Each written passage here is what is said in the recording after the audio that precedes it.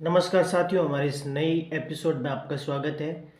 अगली महत्वपूर्ण सुर्खी है, क्या रहा प्रोजेक्ट टाइगर का 50 वर्षों का इतिहास। क्योंकि इस वर्ष से 50 वर्ष पहले टाइगर प्रोजेक्ट की शुरुआत हुई थी और हाल ही में टाइगर की जो गणना है वो की गई है। हालिया रिपोर्ट क्या कहती है, चर्चा में क्यों है?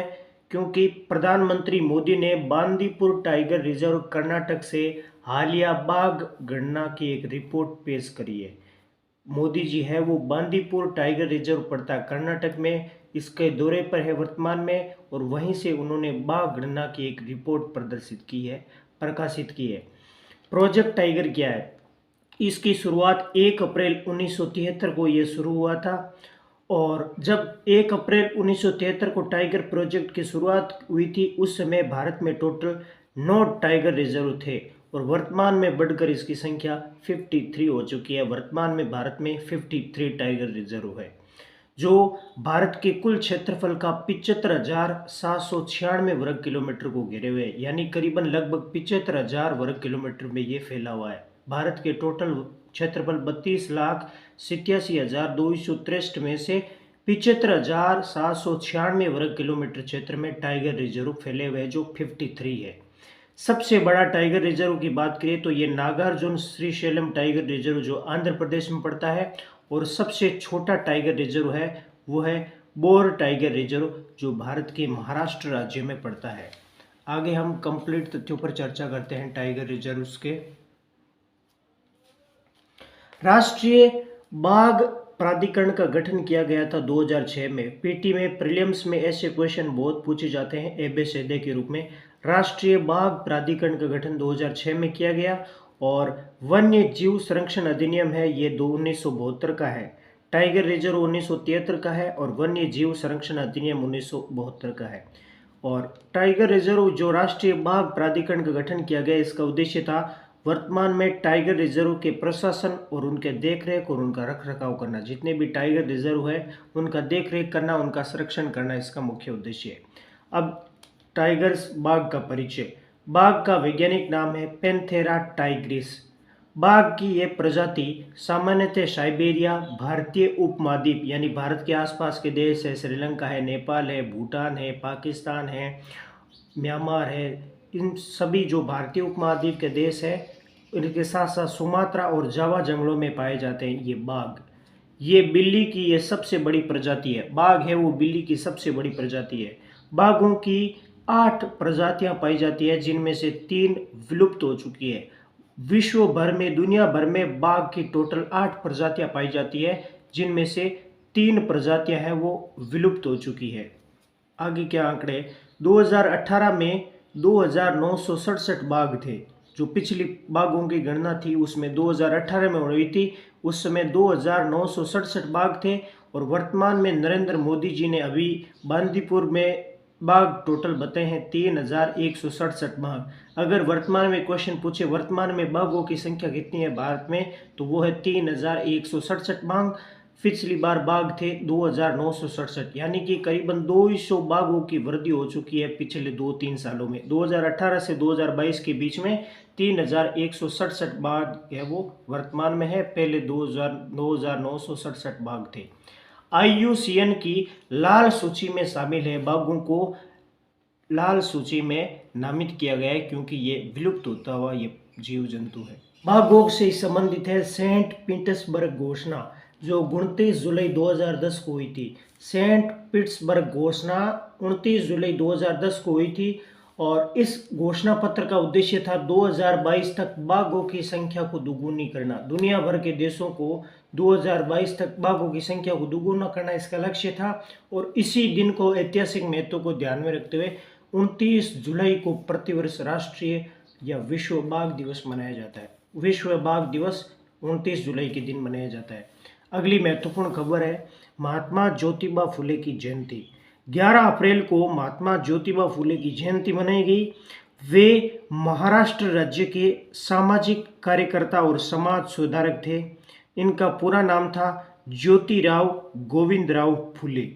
इनकी पत्नी का नाम था सावित्रीबाई फुले, जिन्होंने महिलाओं और दलितों का संरक्षण किया, उनको आगे बढ़ाने का कार्य किया।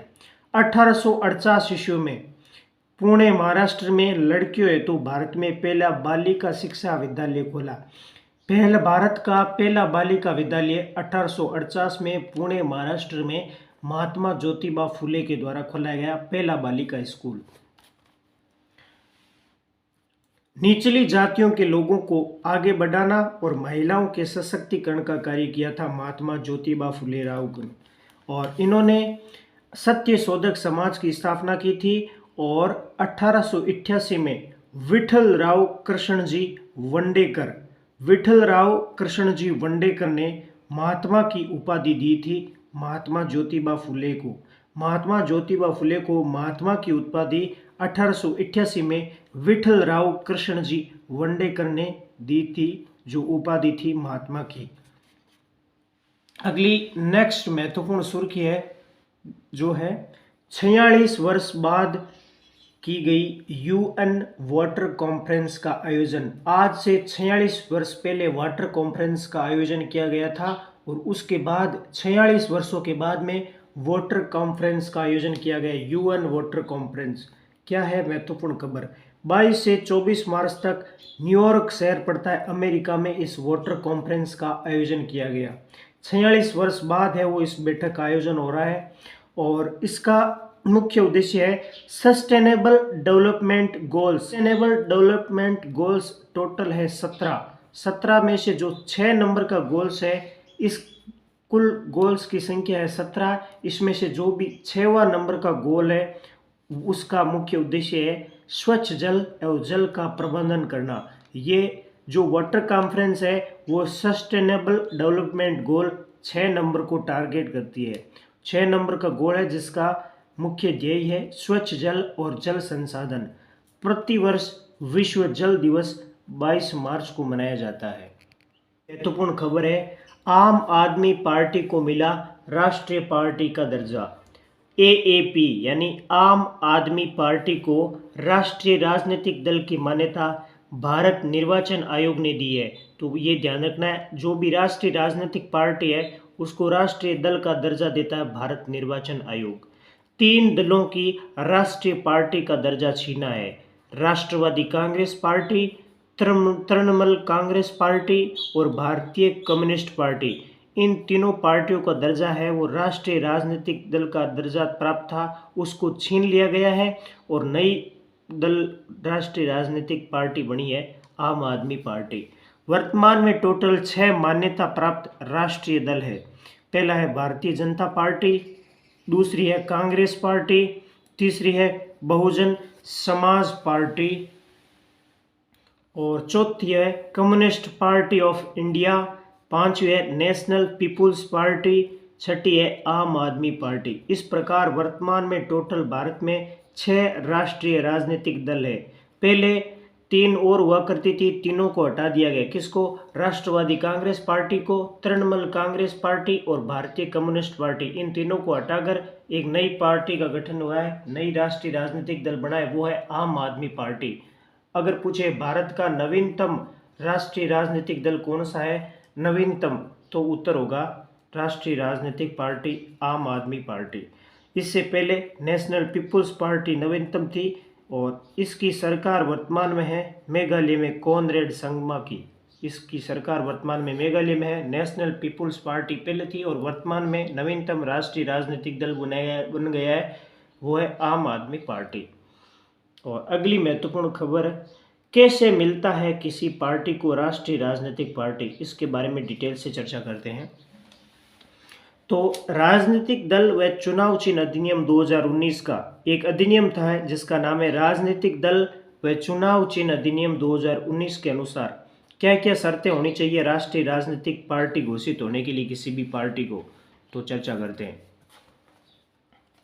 सबसे पहले वह 4 या अधिक राज्यों में मान्यता प्राप्त होना चाहिए। पहले 4 या फिर अधिक राज्यों में मान्यता प्राप्त दल होना चाहिए। नंबर 2, पिछले चुनाव में, चाहे वो चुनाव लोकसभा का हो चाहे ये विधानसभा का हो, 4 या अधिक राज्यों में कुल वैध में से कम 6% वोट मिलने चाहिए। कुल वैध मतों का पिछले चुनाव चाहे लोकसभा के हो चाहे विधानसभा के हो, 4 या 4 से अधिक राज्यों में कुल वैध मतों का 6% वोट जिसको मिलता है तो उसे राष्ट्रीय राजनीतिक दल घोषित कर दिया जाता है। या फिर उसने कम से कम 3 राज्यों से लोकसभा की कुल सीटों की 2% सीटें जीती हो। या फिर क्या है, उसने कम से कम 3 राज्यों से लोकसभा की सीटें लोकसभा की होनी चाहिए। 3 राज्यों से लोकसभा की कुल सीटों का 2% सीटें जीती हो तो भी उसको राष्ट्रीय राजनीतिक दल पार्टी घोषित कर दी जा सकती है। आम आदमी पार्टी की वर्तमान में दिल्ली और पंजाब में सरकार है। दिल्ली के सीएम है अरविंद केजरीवाल और पंजाब के सीएम है भगवत मान। नेक्स्ट महत्वपूर्ण सुर्खी है हिमाचल दिवस 2023। 15 अप्रैल को हिमाचल दिवस के रूप में मनाया गया क्योंकि 15 अप्रैल 1948 ईस्वी को हिमाचल को भारत के एक प्रांत के रूप में मान्यता दी गई थी। 15 अप्रैल 1948 को हिमाचल को भारत के एक प्रांत के रूप में गठित किया गया। 1971 में हिमाचल प्रदेश को पूर्ण राज्य का दर्जा दिया गया और हिमाचल प्रदेश की राजधानी है शिमला और हिमाचल प्रदेश की प्रमुख झीलें हैं रेणुका झील, रिवाल सागर झील, व्यास कुंड, चंद्रताल और वर्तमान में विधानसभा की सीट है हिमाचल प्रदेश में 68।